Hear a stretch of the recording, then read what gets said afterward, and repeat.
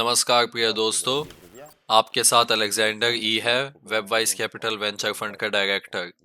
आज मैं हमारे वेंचर फंड के बारे में बताना चाहता हूँ, कैसे वो बना था, क्या चीज़ें प्राप्त हो चुकी हैं, क्या दिक्कतें हमें मिली थी और अभी क्या हो रहा है। तो चलिए बात करते हैं कि हमने क्यों वेंचर फंड ऑर्गेनाइज करने का डिसीजन लिया और क्यों हमने इसमें बहुत बड़ा पोटेंशियल देखा। पहली बात, 2017 से हम एक्टिव पार्टिसिपेंट्स हैं क्रिप्टो मार्केट का। हमने बहुत चीज़ें ट्राई की, माइनिंग, ट्रेडिंग, आईसीओ में पार्टिसिपेशन, अलग अलग प्रोजेक्ट्स में पार्टिसिपेट करना, इन्वेस्टमेंट्स में। और हमारे पास फंड था मास्टर नोड, हमारे पास 300 नोड थे। उसके बाद हमने अपना डीफाई एसेट मैनेजमेंट फंड बनाया और जिसका नाम डीजीयू वेल्थ है, जो अभी तक है और फंक्शन कर रहा है। इसके अलावा हमने प्रोजेक्ट बनाया RWA टोकनाइजेशन का। उसमें रियल एस्टेट है, आप सबको पता है हमारे पास एवा क्रॉस कर्व प्रोजेक्ट है और इसकी मदद से और हम इन्वेस्टर की तरफ से थे और प्रोजेक्ट की तरफ थे। सबसे बड़ी बात है, हमें समझ आता है कि दिक्कतों की क्या दिक्कतें आती है प्रोजेक्ट्स की।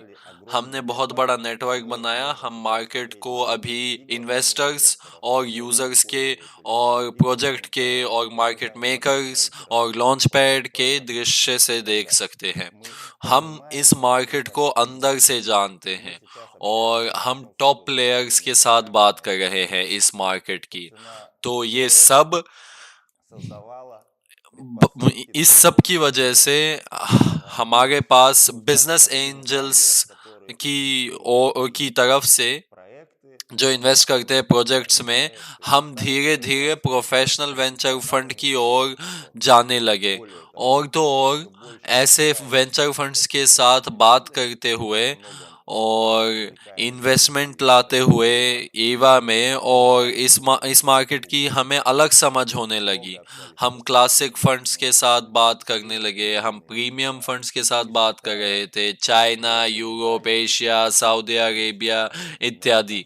तो ऑब्वियसली हमें ट्रेंड्स पता है जो हो रहे हैं। बहुत सारे क्लासिक वेंचर फंड्स, क्या क्या होता है क्लासिक वेंचर फंड्स, जो बायोटेक में, मेडिकल टेक में, एस्ट्रोनॉमी में, आईटी स्टार्टअप्स में, क्लासिक आईटी स्टार्टअप्स जैसे नॉन क्रिप्टो फंड्स, वो सारी चीज़ें, वो सारे फंड्स भी क्रिप्टो मार्केट के लिए फंड्स बना रहे हैं इस समय। ऐसा क्यों हो रहा है? क्योंकि जो रफ्तार है वहां से एग्जिट करने की, वो ज्यादा है। जैसे क्लासिक वेंचर फंड्स में से जो अर्लीस्ट आप निकल सकते हो वो 3 साल है और एवरेज है 5 से 6 साल। तो क्रिप्टो मार्केट में ये समय बहुत ही ज्यादा कम है। ऐसा क्यों है? ऐसा इसलिए है क्योंकि प्रोजेक्ट आईपीओ की जगह एक आईडीओ करता है और लिस्टिंग करता है क्रिप्टो फॉरेक्स पे, और टोकन लिक्विड बन जाते हैं, सेकेंडरी मार्केट बनती है और इसकी मदद से अपनी कुछ इन्वेस्टमेंट आप उस समय से ले सकते हैं। और कुछ तौर पे इस मार्केट में कम रिस्क है क्लासिक वेंचर इन्वेस्टमेंट्स में के मुताबिक। क्यों? हाँ, ऑब्वियसली क्रिप्टो मार्केट बहुत ही ज़्यादा स्कैम से रिलेटेड है। रिस्क है कि प्रोजेक्ट नहीं उड़ेगा, और रेगुलेटरी रिस्क है काफ़ी। और क्योंकि ये जो एरिया है, यहाँ पे सिर्फ और सिर्फ अभी कोशिश हो गई है इसको रेगुलेट करने की। किसी को अरेस्ट कर रहे हैं, कह रहे हैं कि ऐसा नहीं कर सकते हैं, आईसीओ नहीं कर सकते थे। और बाइनेंस के हेड को भी अरेस्ट किया था, तो उसको छोड़ दिया फिलहाल तो अभी। लेकिन हाँ, इस दृश्य से अगर हम देखें तो क्रिप्टो मार्केट ज़्यादा रिस्की है। लेकिन दूसरे पॉइंट ऑफ व्यू से जो प्रोफेशनल फंड्स होते हैं, जो प्रोजेक्ट्स को बहुत ही क्वालिटी की तरफ से लेते हैं, इन्वेस्टर्स के साथ बात करते हैं, एनालिसिस करते हैं, तो रिस्क कम होते हैं क्योंकि बहुत ही मुश्किल होता है सारे पैसे खो देना। अगर क्लासिक स्टार्टअप में इन्वेस्ट करते हैं और उससे कुछ नहीं होता है और वो आईपीओ पे नहीं निकलता है तो सारे पैसे गायब हो जाते हैं। तो क्रिप्टो मार्केट में क्या होता है कि प्रोजेक्ट लिस्टिंग कर देता है और अगर टोकन का प्राइस ज्यादा नहीं बढ़ता है अपना कुछ ना कुछ पैसा रिटर्न हो सकता है। तो इस पॉइंट ऑफ व्यू से ये इन्वेस्टमेंट्स थोड़ा सा कम रिस्की है क्लासिक वेंचर फंड्स के मुताबिक। तो इसलिए दो बहुत बड़े प्लस पॉइंट है, यानी बहुत ही जल्द एग्जिट, लिक्विडिटी बहुत जल्दी आ जाती है, सेकंड की मार्केट बहुत जल्दी आ जाती है, और दूसरा जो पैसा वो जीरो नहीं होता। हाँ, कुछ पैसा आप खो सकते हैं लेकिन जीरो यानी बिल्कुल प्रोजेक्ट निकलता ही नहीं है, तो ऐसा होना बहुत ही मुश्किल है स्कैम्स में। हमारे पोर्टफोलियो में भी शायद ऐसा हो जिसमें थोड़ा सा पैसा गिरेगा कुछ प्रोजेक्ट्स का, लेकिन स्कैम का मतलब हमेशा स्कैम नहीं होता, मतलब बिल्कुल जो काटा जा रहा है ऐसा नहीं होता। कभी ऐसा होता है कि प्रोजेक्ट ने कुछ कैलकुलेशन गलत की, पैसे कम पड़े या कुछ हुआ तो तो लोग इसको स्कैम बुलाते हैं, लेकिन हमेशा ये स्कैम नहीं होता। तो ये सारी चीजें हमारा नेटवर्क, हमारी मार्केट की समझ है, हमारा एक्सपीरियंस 2017 में, और हमने प्रोजेक्ट्स में भी पार्टिसिपेट किया, इन्वेस्टर्स में भी पार्टिसिपेट किया, हम लॉन्च पैड्स के साथ, फॉरेक्सेस के साथ बात करते हैं, हमने अपना खुद का लॉन्च पैड निकाला, हम मार्केट मेकर्स के साथ बात करते हैं, हमें ये मार्केट पता है और हमें पता है कि इस चीज़ को क्या इन्फ्लुएंस करती है डिटेल्स में। तो ज्यादा अधिकतम तौर पर हम अपने आप को इस मार्केट में प्रोफेशनल समझ सकते हैं। हम अभी हजार हजार एक्स पर मंथ की ओर नहीं भाग रहे हैं, ऐसे टारगेट नहीं है हमारे। ऐसा हो सकता है लेकिन हमारा टारगेट अभी है कि हमारी इन्वेस्टमेंट्स बचे।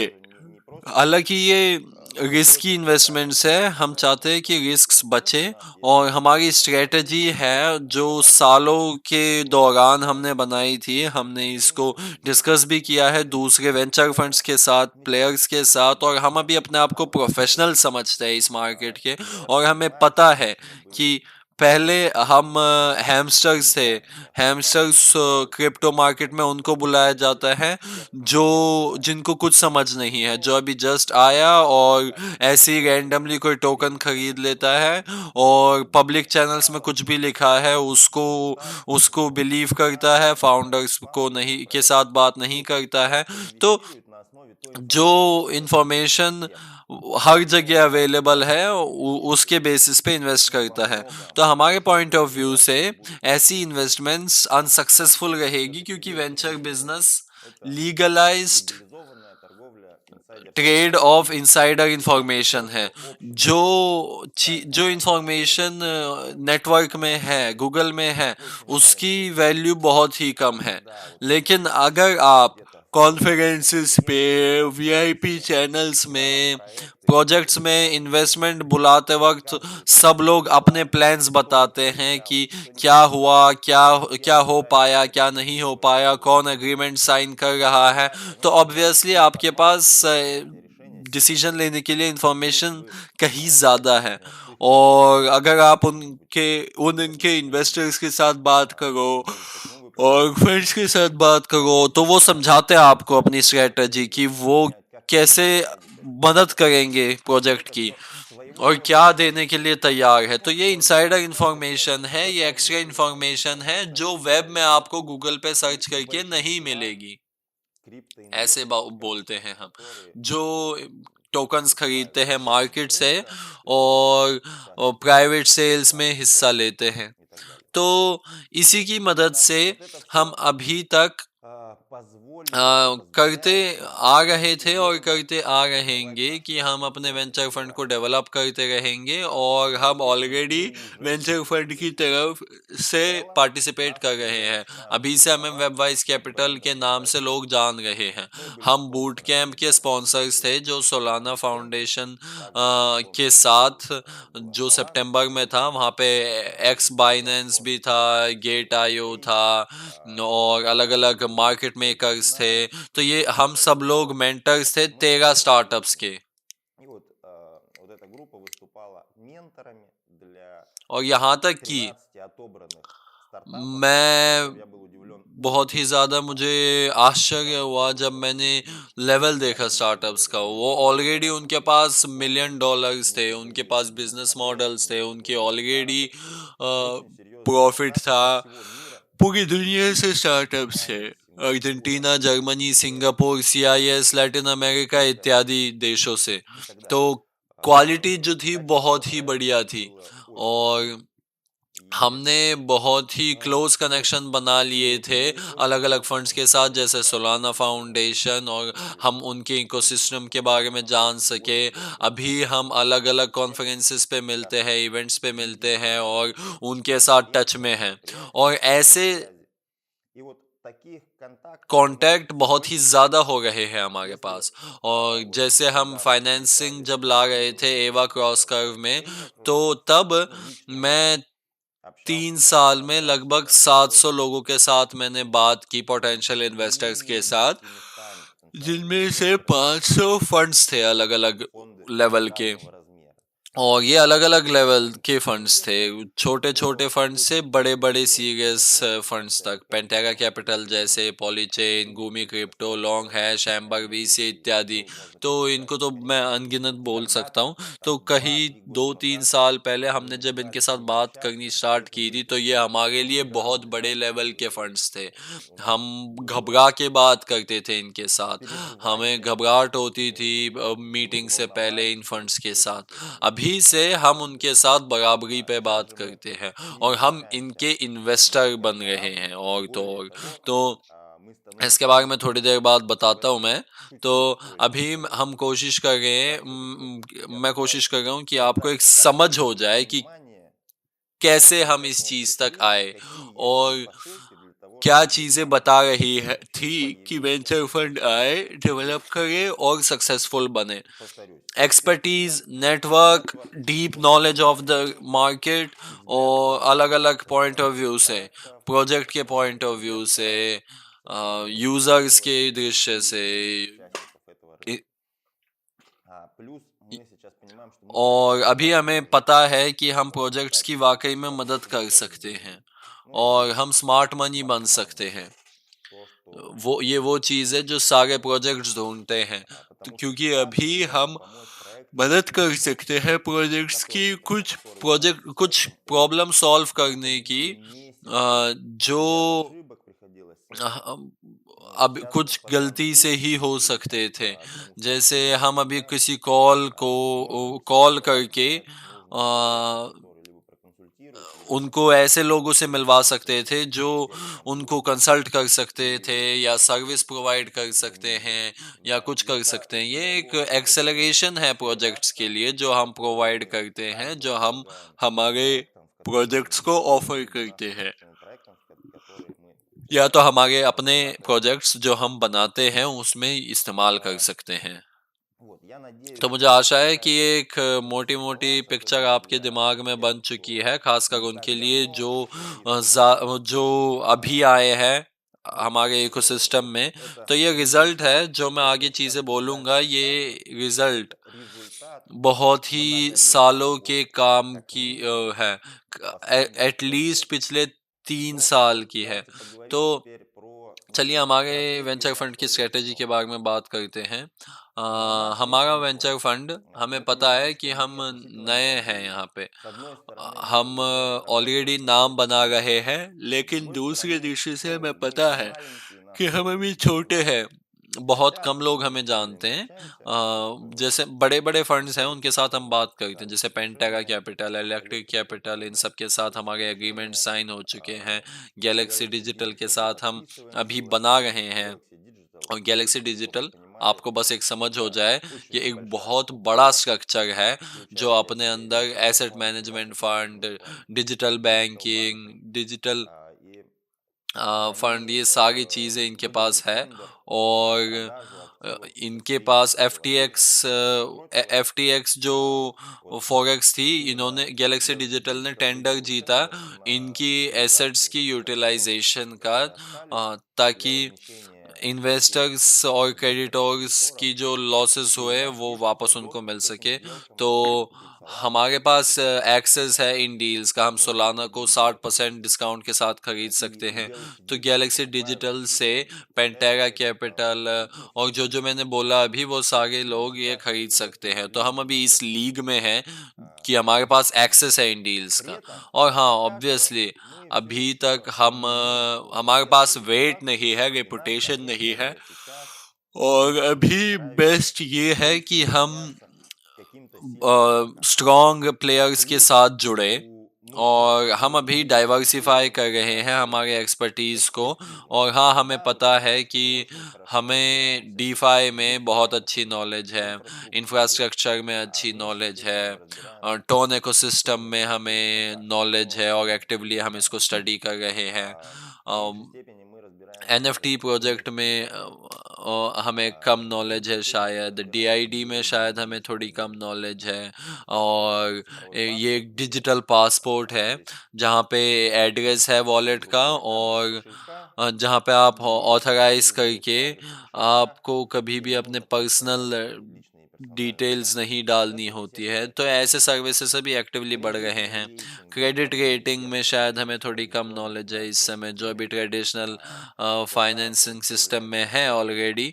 और हर वॉलेट के पास वॉलेट क्रेडिट रेटिंग होगा, और आप आपको अलग अलग एक्सेसेस मिलेगा, और अब वो चीज़ें आपको मिलनी स्टार्ट होगी। तो जो सारी चीज़ें आपको ट्रेडिशनल फाइनेंसिंग सिस्टम में मिलती है थी, वो सारी चीज़ें आपको वेब 3 डिसेंट्रलाइज्ड फॉर्म में मिलने वाली है।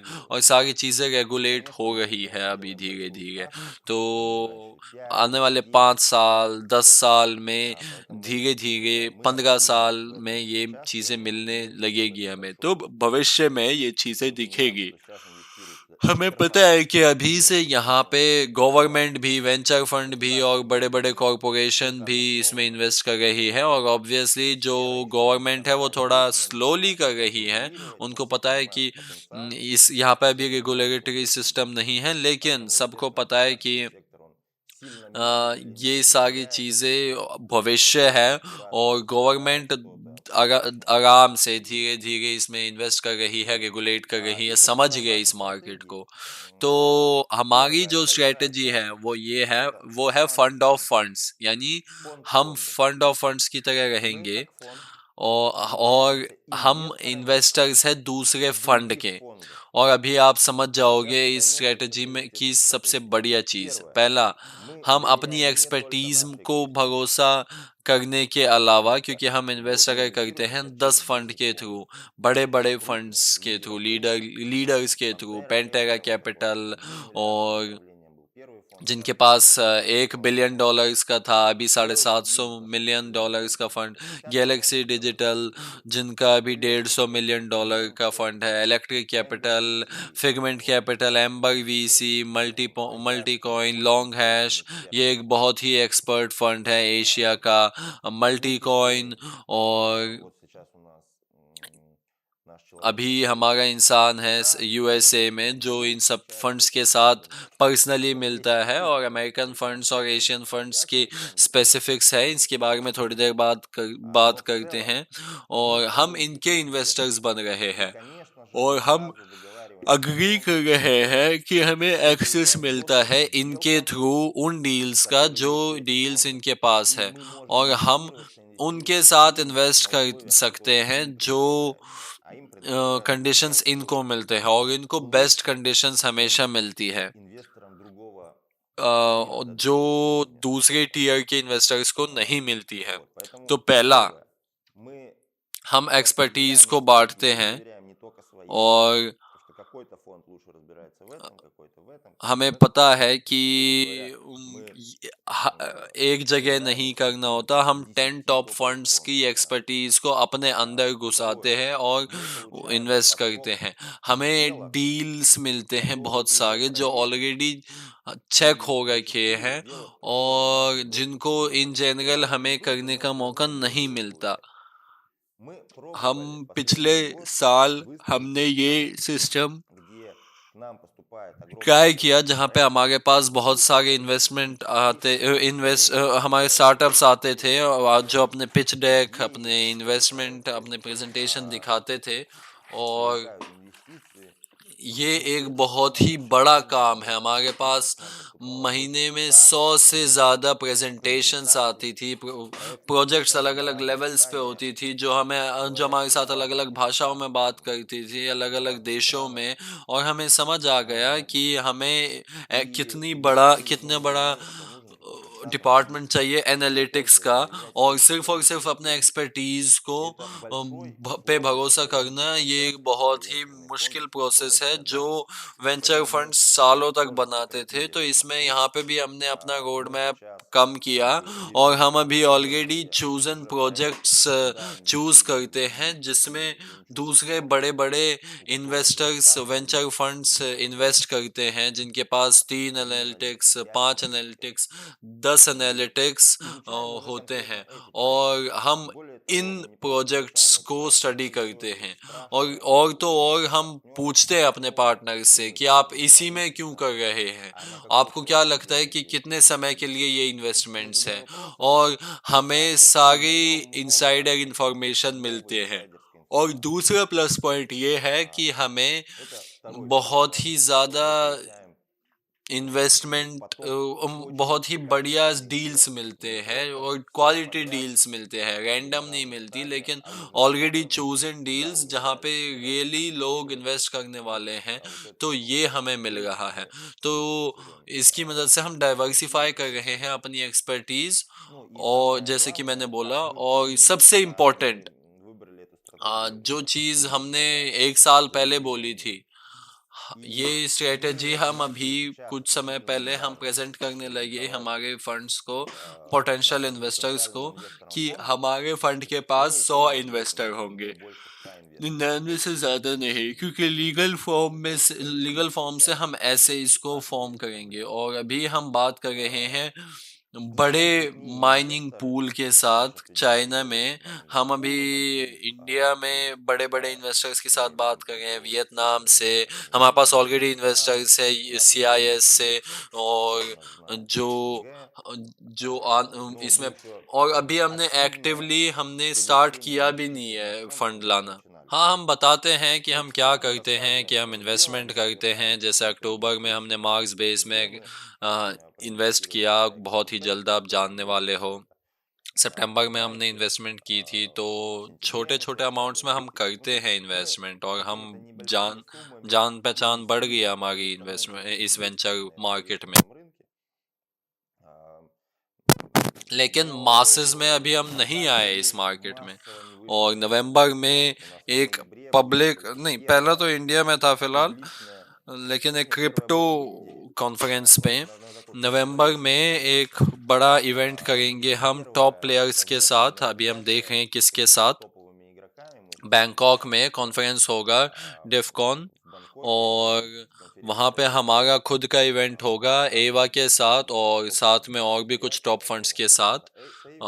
तो शायद किसी और को भी इंक्लूड करें।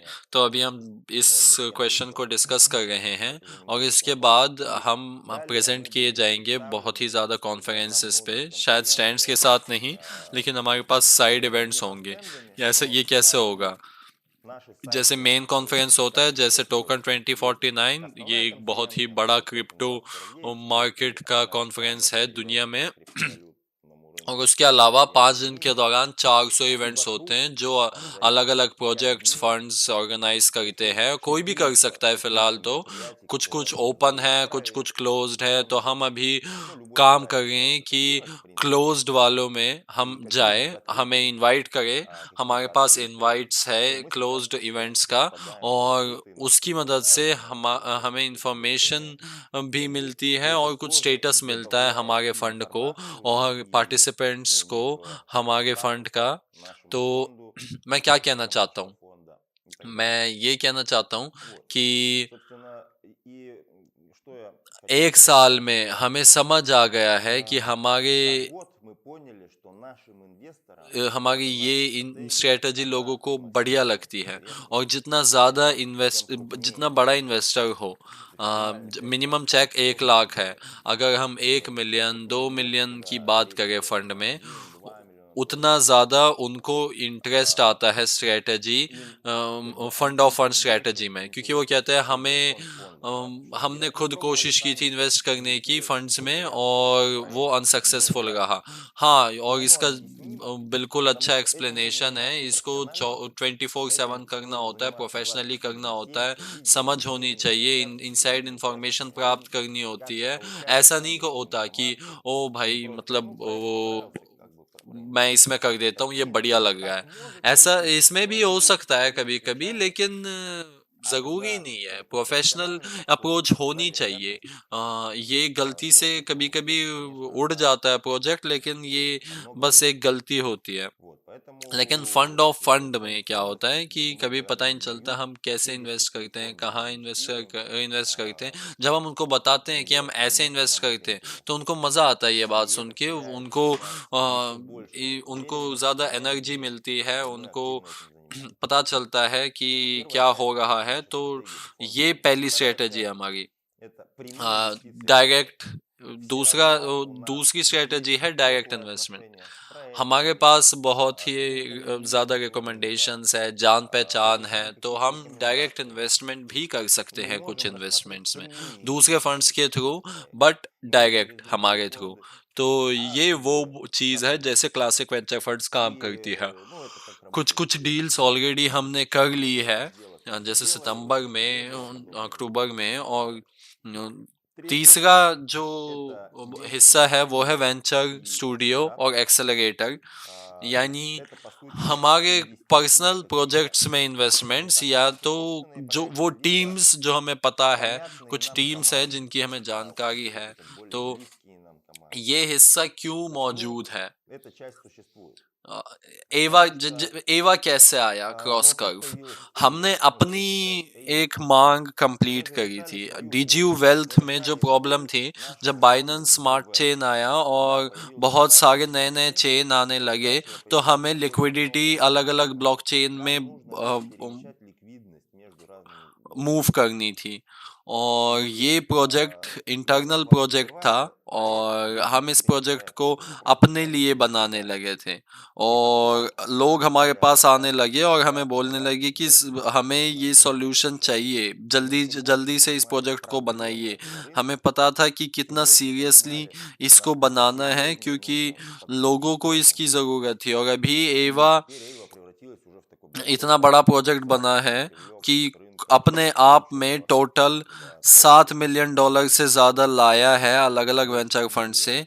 तो ये बहुत ही अच्छे न्यूज़ आने वाले हैं। अगर आप देख रहे हो तो डीजी होने वाला है 5 दिसंबर को, और उसके कुछ समय बाद आप देख सकोगे कि लिस्टिंग होने वाली है। बहुत ही ज़्यादा हमने इसको डिले किया, और हमारी वजह से नहीं, कहीं पे हमें कुछ चेंजेस लाने थे, कहीं कहीं हमें मार्केट पे देखना था कि मार्केट डाउन चल रहा था, कुछ चल रहा था। तो अभी हमें पता है कि बेस्ट समय है। और हमने अभी सबसे सिक्योर क्रॉस चेन सॉल्यूशन बनाया है मार्केट में। ये कॉन्सेंसस है अलग अलग क्रॉस चेन प्रोटोकॉल्स का। तो एवा का न्यूज़ देखिए, ये एक बहुत ही बड़ा इवेंट है पूरे इकोसिस्टम के लिए। और वो लोग जो कुछ समय पहले आए हैं, 3 साल से ये प्रोजेक्ट डेवलप हुआ है, प्रोजेक्ट जिसमें इन्वेस्ट कर रहे हैं टॉप इंटरनेशनल फंड्स, और अभी ये एक तरीके का आईपीओ होगा, लिस्टिंग होगी क्रिप्टो फॉरेक्सेस पे, और वो पार्टनरशिप्स जो अभी एवा के पास है वो बहुत ही बड़ी चीज़ है। अभी टॉन फाउंडेशन की तरफ से इनको फंडिंग मिली है, एनडीए की वजह से डिटेल्स मैं नहीं बता सकता, लेकिन टॉन फाउंडेशन काफ़ी ज़्यादा सपोर्ट कर रहा है। कर्व फॉरेक्स एवा क्रॉस कर्व टॉन इकोसिस्टम में आएगा और लिक्विडिटी प्रोवाइड करने की मदद करेगा अलग अलग ब्लॉकचेन्स के बीच में, टॉन में भी। और पहले दूसरे नवंबर के दौरान गेटवे कॉन्फ्रेंस होगा। मैं कल निकल रहा हूँ दुबई की ओर, और वहाँ पे बाइनेंस ब्लॉकचेन वीक होगा। ये बाइनेंस की कॉन्फ्रेंस है, वहाँ पे हेड होगा बाइनेंस का, और 1 और 2 तारीख को गेटवे होगा टोन की कॉन्फ्रेंस। तो ऑलरेडी हमने बात कर लिया है टोन फाउंडेशन के साथ कि हमें इंटरेस्ट है इन्वेस्ट करना प्रोजेक्ट्स में जो टोन पे निकल रहे हैं और जो टोन फाउंडेशंस के थ्रू सपोर्ट हो रहे हैं। वो सारे प्रोजेक्ट्स जो टोन फाउंडेशन के थ्रू सपोर्टेड है, जैसे गेट गेम्स प्रोजेक्ट्स और बहुत ही सारे अलग अलग प्रोजेक्ट्स जो हम देख सकते हैं, जैसे स्टोन फाई है। ये सारी चीज़ स्टोन फाउंडेशन के थ्रू इन्वेस्ट हो रहे हैं। तो इकोसिस्टम तो अभी हम देख रहे हैं कि हमें पूल इन्वेस्टर पूल में बुलाया जा रहा है, जैसे पंटेरा कैपिटल ऑलरेडी $25 मिलियन इसमें इन्वेस्ट कर चुका है, पेपर वेंचर, साइफर ग्रुप इत्यादि। तो अपने इकोसिस्टम में टोन हमें लाना चाहता है, और यानी ये अलग चैट्स होंगे, अलग अलग मीटिंग्स होंगी, प्रोजेक्ट्स का एक्सचेंज होगा। तो हमें पहले से पता होगा कि टोन फाउंडेशन कैसे प्रोजेक्ट्स को सपोर्ट करता है, टोन वेंचर्स कहाँ इन्वेस्ट करता है, बोमो एक एक्सेलरेटर है, टॉप एक एक्सेलरेटर एक बहुत ही बड़ा वेंचर प्लेयर है और टोन इकोसिस्टम में। और हमारे पास इतनी ज़्यादा एक्सपर्टीज है कि और कनेक्शन है, बढ़ते जा रहे हैं, उसकी वजह से हमें पता है कि टोन इकोसिस्टम में कैसे बनता है चीज़ें, सोलाना में कैसे बनती है चीज़ें, लीनिया में कैसे बनती है चीज़ें, इथीरियम में कैसी बनती है चीज़ें। तो क्या ये चीज़ें मदद करती है इन्वेस्ट करने में? बिल्कुल। और जैसा कि हमने बोला था वेंचर स्टडी के बारे में, ये क्यों महत्वपूर्ण है। हमारे पास हमेशा अलग अलग आइडियाज़ होते हैं, अलग अलग हिपोथेसिस होते हैं कि आने वाले समय में मार्केट में क्या किस चीज़ की डिमांड होगी। और क्योंकि हमें बहुत ही ज़्यादा इंफॉर्मेशन मिलते हैं प्रोजेक्ट्स से, अलग अलग फंड से, और हमें पता है, हमें ट्रेंड्स पता है, हमें मार्केट पता है, और हमें पता है कि बहुत ही बढ़िया आइडिया है प्रोजेक्ट का, लेकिन हमें पता है कि ये टीम इस चीज़ को नहीं इम्प्लीमेंट कर पाएगी। हमें पता है कि ये नए नए लोग हैं, इन्होंने अभी तक कुछ भी सीरियस चीज़ें नहीं की हैं। तब हम क्या करेंगे, ये वेंचर बिल्डर प्रोजेक्ट हो सकता है, लेकिन उल्टा भी हो सकता है, बढ़िया से बढ़िया टीम हो सकती है लेकिन आइडिया उनका बेकार सा होता है। हम उनको आइडिया दे सकते हैं, हम उनको बता सकते हैं कैसे क्या करना है, हम इस आइडिया को प्रमोट कर सकते हैं, और टीम फिर इस चीज़ पे काम करेगी, बढ़िया काम करेगी।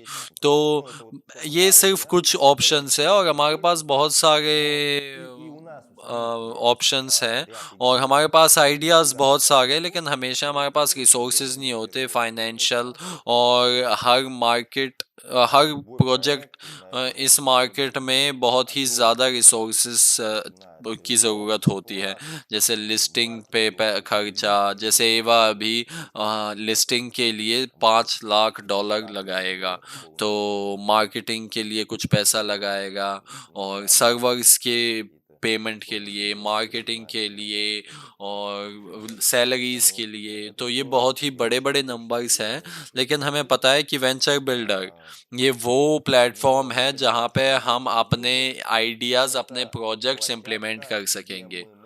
और चौथा हिस्सा है, हम एसेट्स खरीद सकते हैं जिनकी वैल्यू कम है, जो लिस्टेड है ऑलरेडी, और वो टोकन्स जो ऑलरेडी है शायद हम सेकेंडरी मार्केट से खरीदे या फॉरेक्स से खरीदे, ओपन मार्केट से, और उनको होल्ड करे ये जानते हुए कि अभी 3 महीने बाद इनकी ग्लोबल अनाउंसमेंट होने वाली है और कुछ अपडेट होने वाला है, पार्टनरशिप होने वाला है कुछ बड़े प्लेयर्स के साथ।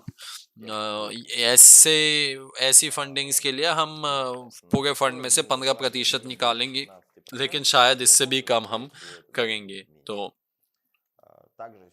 हमें पता है कि बिटकॉइन भी खरीद सकते हैं और उसको थोड़ा होल्ड कर सकते हैं अगर वो डाउन होगा, लेकिन हम बिटकॉइन फंड नहीं हैं, हम बीटीएफ नहीं करते बिटकॉइन पे, लेकिन हम थोड़ी सी लिक्विडिटी रोक रहे हैं लिक्विड टोकन्स खरीदने के लिए, ये जानते हुए कि मार्केट में क्या होने वाला है। तो ये हमारी स्ट्रेटजी है फंड की। तो चलिए बात करते हैं कि अभी से हमारे वेंचर फंड के पास क्या है। अभी आप हमारे वेबसाइट पर जा सकते हैं, वेबवाइज वीसी, और वहाँ पे ऑलरेडी ये ऑलरेडी ऑलमोस्ट लेटेस्ट वर्जन है और उसमें और थोड़े कुछ बदलाव आने वाले हैं, लेकिन इन जनरल ये ऑलरेडी सारी चीज़ें आप वहाँ देख सकते हो। और अभी पिछले 1.5 से 2 महीने से हम एक्टिवली बात कर रहे हैं Pantera Capital, electric capital, multi coin, ये एक अमेरिकन, ये सारे अमेरिकन हैं, गमी क्रिप्टोस, ये भी अमेरिकन है, लॉन्ग हैश एशियन है। तो हम बात कर रहे हैं कि हम उनके इन्वेस्टर बने, यानी हम पार्टनर नहीं बने उनके, हम उनके इन्वेस्टर बने और इन फंड्स के, और हम डील्स एक्सचेंज करें उनके साथ। तो कुछ कुछ फंड्स के साथ ऑलरेडी हमारे एग्रीमेंट साइन हो चुके हैं कि वो हमें एक्सेप्ट करने के लिए तैयार हैं। ये मुश्किल काम है। कोई भी इतनी आसानी से पेंटेरा कैपिटल का इन्वेस्टर बनना, आप कोशिश कर लो, आपसे नहीं हो पाएगा। मतलब हो भी सकता है लेकिन बहुत ही ज़्यादा मुश्किल होगा। वो पूछते हैं आप कौन हो, आप क्या हो, और वहाँ पे मिनिमम $1 मिलियन या $2 मिलियन है। तो हम आ, सिर्फ एक स्लाइड नहीं बनाना चाहते प्रेजेंटेशन पे कि हम इन्वेस्ट कर रहे हैं और इन्वेस्ट करेंगे इन फंड्स के थ्रू। हम लेटर ऑफ इंटेंट साइन करते हैं इनके साथ कि हम उनके इन्वेस्टर बनना चाहते हैं और वो हमें इन्वेस्टर के तौर पे लेंगे, हम डील्स एक्सचेंज करेंगे, हम साथ में इवेंट्स करेंगे, हम एनालिसिस करेंगे प्रोजेक्ट्स का, और ये सारी चीज़ों की डील हम अभी कर रहे हैं उनके साथ। हमेशा कंफर्टेबल नहीं होता क्योंकि अमेरिका में 12-13 घंटे का डिफरेंस है, हमारे टाइम डिफरेंस, तो रात को कॉल्स करनी पड़ती है, ये हमेशा कंफर्टेबल नहीं रहता, लेकिन हम सक्सेसफुली ये चीज़ कर रहे हैं और एक्टिवली ये चीज़ कर रहे हैं।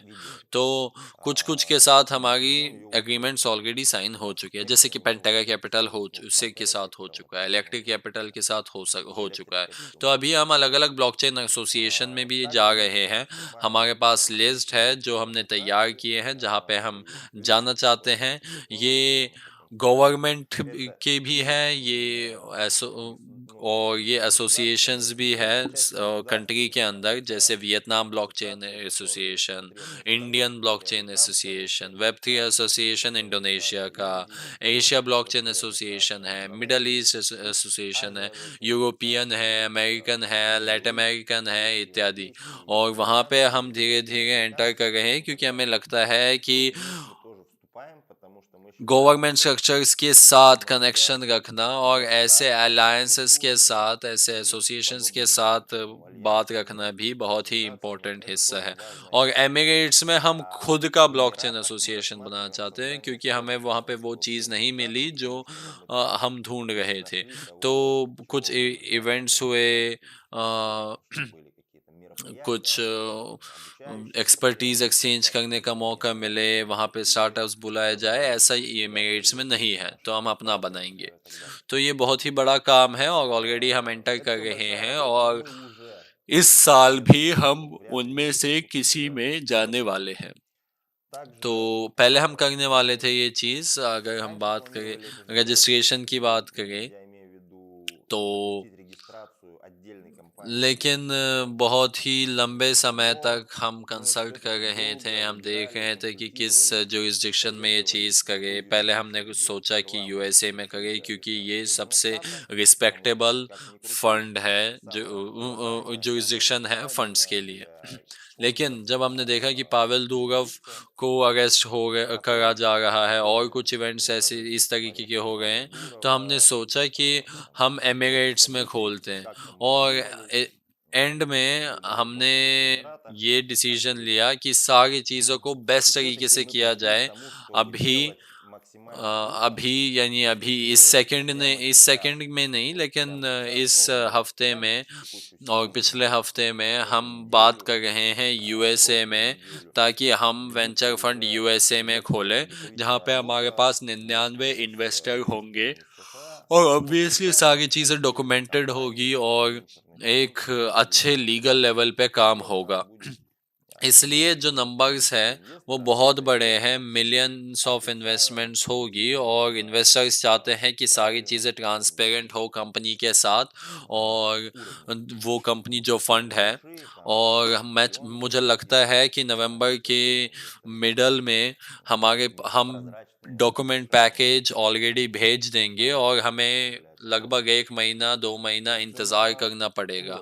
पता नहीं कितना समय लगेगा पूरे इस रजिस्ट्रेशन प्रोसीजर में, और उसके बाद हमें अकाउंट्स खोलने पड़ेंगे बैंक में, डॉक्यूमेंट कंप्लीट करने पड़ेंगे इत्यादि।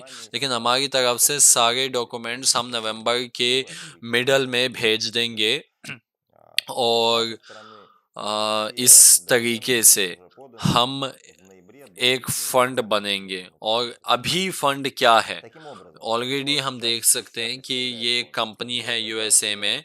हम ऑलरेडी इन्वेस्टमेंट ले रहे हैं, एग्रीमेंट साइन करते हुए, जहां पे हम लिख रहे हैं कि जब यूएसए में कंपनी बन जाती है तो सारे एग्रीमेंट उस कंपनी में चले जाते हैं। अभी से हम फंड की तरह काम कर रहे हैं। अभी से हमें एज अ ब्रांड लोग जान रहे हैं, कोलैबोरेट कर रहे हैं, डील्स एक्सचेंज कर रहे हैं। और ये सिर्फ डील्स का एक्सचेंज नहीं है, ये बढ़िया बढ़िया इन्वेस्टर्स का एक्सचेंज है। और ये टॉप प्लेयर्स के साथ एक्सचेंज है मार्केट का। तो हम एक क्लोज्ड इवेंट में भी थे, वहाँ पे एम्बर वीसी था, वहाँ पे फेनबुशी कैपिटल था। फेनबुशी कैपिटल एक एशियन फंड है, वहाँ पे विटालिक बुटेरिन एक्सपर्ट है और वो इन्वेस्टर है एवा का। तो मैं सिंगापुर में, तो वो इन्वेस्टर है एवा के। तो मैं सिंगापुर में क्लोज्ड इवेंट पे था, वहाँ पे एम्बर ग्रुप था, फेनबुशी कैपिटल था, और वहाँ पे हमने एम्बर ग्रुप के साथ बात की। एम्बर एक बहुत ही बड़ा मार्केट मेकर है। उनके 4 वर्टिकल्स हैं, अलग अलग उनकी फील्ड है, digital banking, private banking, asset management fund और वेंचर फंड। तो उनके वेंचर फंड के साथ हमने बात की और हम उनके साथ डील एक्सचेंज करेंगे। और उन्होंने एक फ्रेज बोली, सुनो, मुझे पता है कि तुम एक्सचेंज कर रहे हो किसी के साथ इंफॉर्मेशन, लेकिन जब आप हमारे साथ इंफॉर्मेशन एक्सचेंज करोगे आपको कोई और किसी और की ज़रूरत नहीं पड़ेगी, क्योंकि हमारी जो क्वालिटी है डील्स की वो बहुत ही अलग लेवल की है। उनके साथ हमने अभी तक कुछ भी एग्रीमेंट साइन नहीं किए हैं, लेकिन मुझे लगता है कि वो बिल्कुल सही है, क्योंकि अधिकतम तौर पर इन्वेस्टर्स की तरफ से जो हमारे इस पास डील्स आते हैं वो इतने इंटरेस्टिंग नहीं है, क्योंकि हमें पता है कि वो इंटरेस्टेड है दूसरे प्रोजेक्ट्स की मदद करने में, फाइनेंसेस लाने का। और हमने पूछा है कि आप खुद इन्वेस्ट कर रहे हो इस इवेंट्स में, तो वो क्या करते हैं, वो लोगों की मदद करते हैं इन्वेस्टमेंट लाने की, और अपना आपको वेंचर फंड बुलाते हैं, लेकिन वो खुद इन्वेस्ट नहीं करते। तो ऐसे वेंचर फंड्स के साथ कोई इंटरेस्ट नहीं है हमें काम करने का। हाँ, हम बात सबके साथ करते हैं, हर मार्केट के प्लेयर के साथ बात करते हैं, लेकिन हमारा जो फोकस है वो अलग लेवल की गेम का है। उसमें हम इन्वेस्टर बनते हैं टॉप फंड्स का।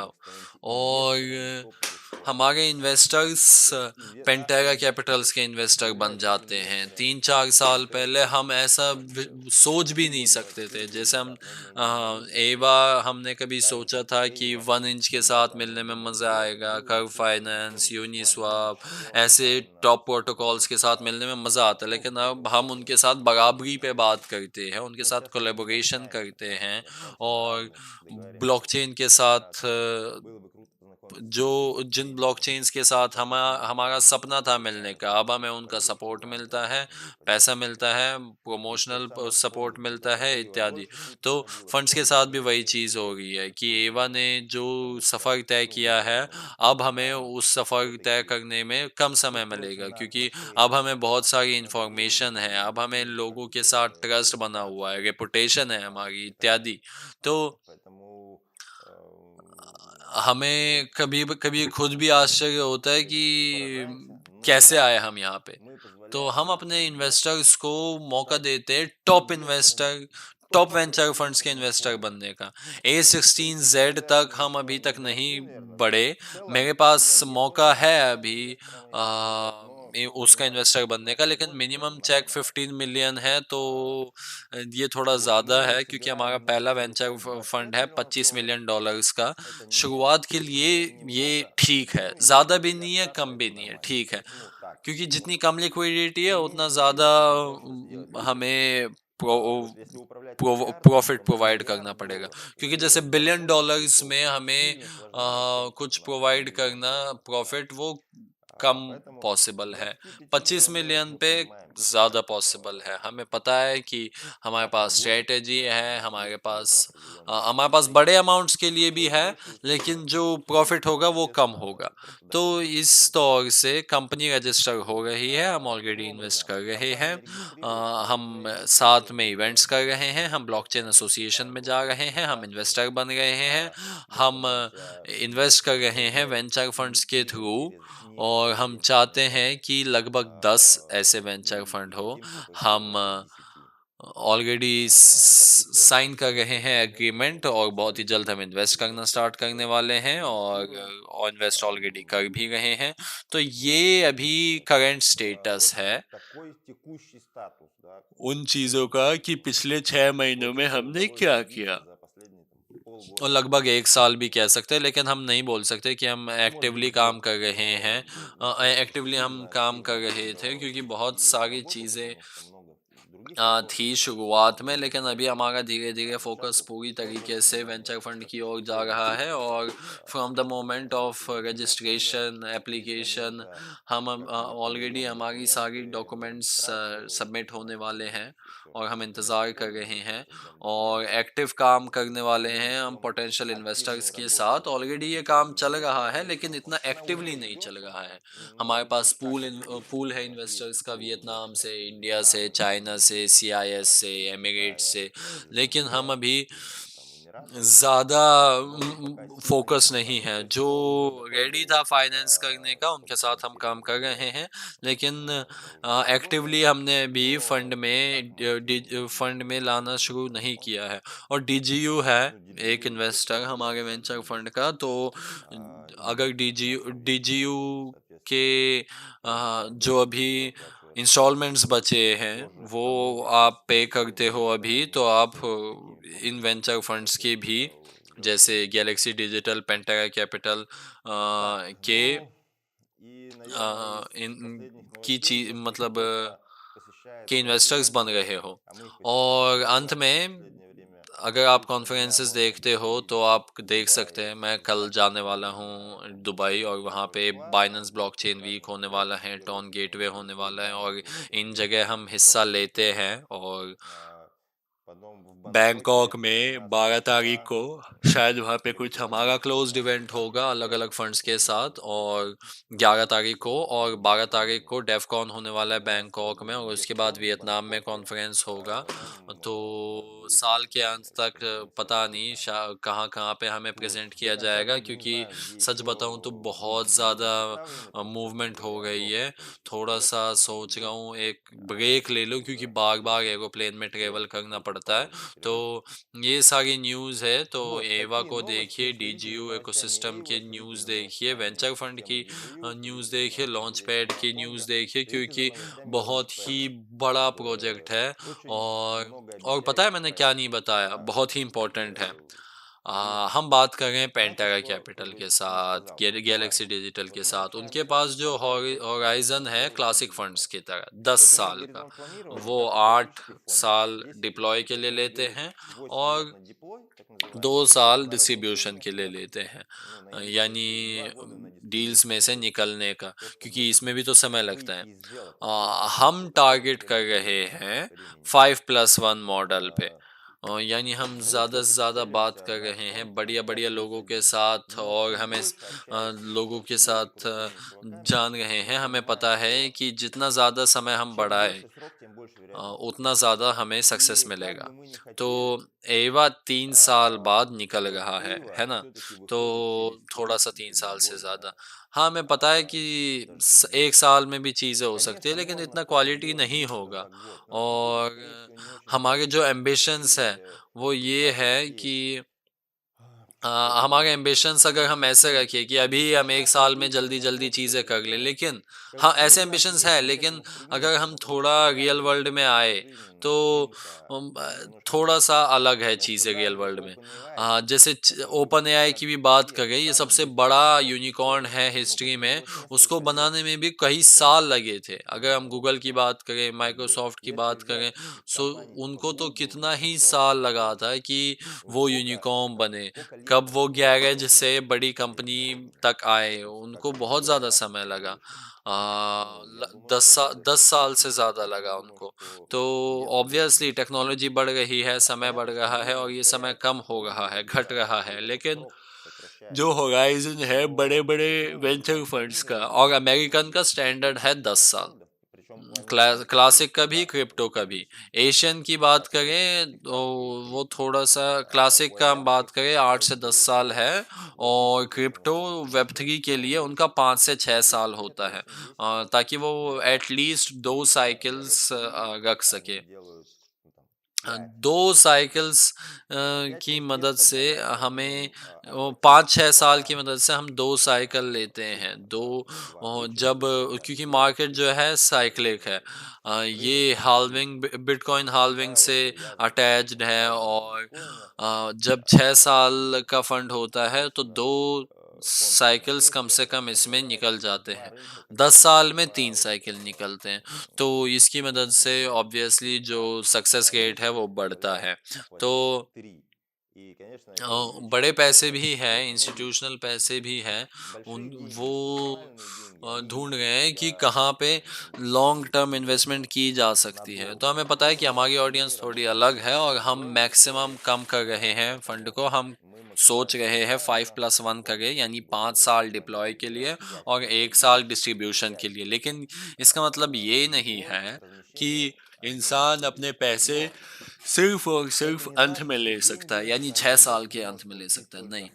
सारे एग्जिट जो भी हम कर रहे हैं, हम अगर फंड में से, अगर किसी प्रोजेक्ट में से हम एग्जिट कर रहे हैं, जैसे टोकन बेच दिए, सेकेंडरी मार्केट पे टोकन अनलॉक हो जाते हैं, तो हर डील के साथ आपको अपना प्रॉफिट मिलेगा। यानी जो आखिरी पैसा आपको मिलेगा मैक्सिमम 6 साल बाद। शायद हम 8 साल करें, अभी हम सोच रहे हैं। हम स्ट्रेटजीज, पेंटेरा कैपिटल, गैलेक्सी डिजिटल की अलग स्ट्रेटजीज है, तो हमें कॉम्प्रोमाइज ढूंढना है इसमें। और शायद अधिकतर तौर पे सारी चीज़ें 5 साल के दौरान होगी, और कुछ हिस्सा आने वाले और 2-3 साल के लिए बचेगा। तो अभी ये चीज़ हमारे दिमाग में है, टीम के दिमाग में है। और हाँ, ये एक बहुत ही कॉम्प्लेक्स चीज़ है जो हम सॉल्व कर रहे हैं, क्योंकि हम ऐसा नहीं कर सकते कि इन्वेस्टर से पैसा 5 साल के लिए ले ले मैक्सिमम, और ऑब्वियसली उनको पूरे समय के दौरान उनका मिलेगा। अगर हम 5-6 साल के लिए ले पैसा और 10 साल तक इन्वेस्ट करें, ऐसा हम नहीं कर सकते। तो ये मोमेंट्स हमें सॉल्व करने पड़ते हैं, और पेंटेरा कैपिटल, गैलेक्सी डिजिटल के साथ हम डिस्कस कर रहे हैं, तो किसी-किसी के साथ हम एग्री कर सकते हैं। तो न्यूज़ देखिए ज़रूर, वेंचर फंड की न्यूज़ देखिए, लॉन्च पैड की न्यूज़ देखिए, वहाँ पे बहुत सारी चीज़ें होने वाली हैं। हमारा बहुत ही बड़ा स्टेक है इस प्रोजेक्ट पे, और कहीं किसी तौर पे एवा की तरह है, कुछ चीज़ हो पा रही है, कुछ चीज़ नहीं हो पा रही है। प्रोजेक्ट डेवलप हो रहा है, अलग-अलग पार्टनर्स के साथ बात हो रही है, तो हमें ऑलरेडी पता है जैसे कि टोन इकोसिस्टम को क्या चाहिए। टोन इकोसिस्टम खुद ब खुद हैमस्टर्स, नॉट कॉइन्स से थक चुकी है, और वो रियल प्रोडक्ट की ओर बढ़ती हैं। और जैसे अगर हम लॉन्च पैड की बात करें, वॉलेट की बात करें, इनको इंटरेस्ट है, हमें पता है कि आने वाले समय में हमारे प्रोजेक्ट्स को टोन इकोसिस्टम का सपोर्ट मिलेगा, और हमारा वेंचर फंड सारी चीज़ करेगा ताकि ऐसा हो। तो ऑब्वियसली फंड को भी आसानी से मौका मिलता है प्रमोट करना सारे प्रोजेक्ट्स को सारे पोर्टफोलियो में, और जितना बढ़िया प्रोजेक्ट्स है पोर्टफोलियो में, उतना बढ़िया फंड है। जितना बढ़िया फंड है, उतना आसान होता है प्रोजेक्ट को पोर्टफोलियो में। और हम काम कर रहे हैं ऐसे कि फंड ऑफ फंड की मदद से हमें बढ़िया पोर्टफोलियो मिलता है, हमारी एक्सपर्टीज मिलती है, और हमें पता है कि एवा के साथ सब कुछ बढ़िया होगा। एवा की जान पहचान है मार्केट में, ब्लॉकचेन में भी, प्रोजेक्ट्स में भी, वेंचर फंड्स में भी।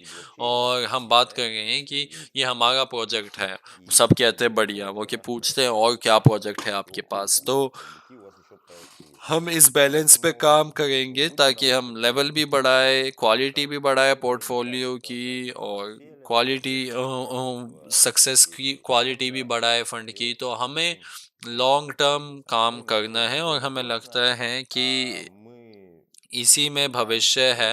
यही बहुत बड़ा पोटेंशियल रखता है अपने पीछे, और हम 10 साल 20 साल इस चीज़ को कर सकते हैं। लेकिन इसका मतलब ये नहीं कि जो फंड बनते हैं 5 से 10 साल के लिए, तो जब ये पूरी तरीके से ख़त्म हो जाता है तो अगला फंड हम नहीं बना सकते हैं, ऐसा बिल्कुल नहीं है। जैसे पेंटेरा है, वो अपना तीसरा फंड बना रहे हैं इस समय। तो बहुत सारे न्यूआंसेस हैं, इसके बारे में अनलिमिटेड हम बात कर सकते हैं। तो अभी हमें बेहतर नॉलेज है कि ये चीज़ें कैसे चलती है, कैसी डील्स है फंड में, और क्या प्रॉब्लम्स फेस करनी पड़ती है इनको। तो ऑब्वियसली इसकी वजह से हम ग्रो करते हैं, नई जानकारी प्राप्त करते हैं, और कैसे ये मार्केट बनी हुई है। तो इसलिए बहुत-बहुत धन्यवाद कि आप सब लोग हमारे साथ हैं, हमें सपोर्ट करते हैं, और हम हमारे हाथ में जो भी है वो सारी चीज़ करते हैं ताकि मैक्सिमम रिज़ल्ट हम सबको देखने को मिल सके। लेकिन छोटे-छोटे शॉर्ट टर्म रिज़ल्ट ना हो, बड़े-बड़े लॉन्ग टर्म प्रोजेक्ट हो, और यही चीज़ इसी में मज़ा है इकोसिस्टम का। तो एम्बर ग्रुप का भी, पेंटर का भी, ये उन सब के पास एसेट मैनेजमेंट है, जैसे हमारे डिज्यू वेल्थ है, और किसी के पास टोकनाइज्ड स्ट्रेटजीज है रियल एस्टेट के साथ, और या तो एनडीएफ है बिटकॉइन के साथ, उनके पास वेंचर फंड्स भी है, उनके पास अ, अपने प्रोजेक्ट्स है। तो ये सारी चीज़ें इकोसिस्टम की डेवलपमेंट में मदद करती है, और इसमें भी बढ़िया चीज़ है कि एक चीज़ दूसरी चीज़ को ताकत देती है, और डाइवर्सिफाई करती है, स्टेबलाइज करती है, और हम इसी अप्रोच को रखते हैं, और मुझे लगता है कि आने वाले समय में और भी ज़्यादा ग्रोथ होगी। इसलिए बहुत-बहुत धन्यवाद। Have a good day. नमस्कार। Хорошего дня.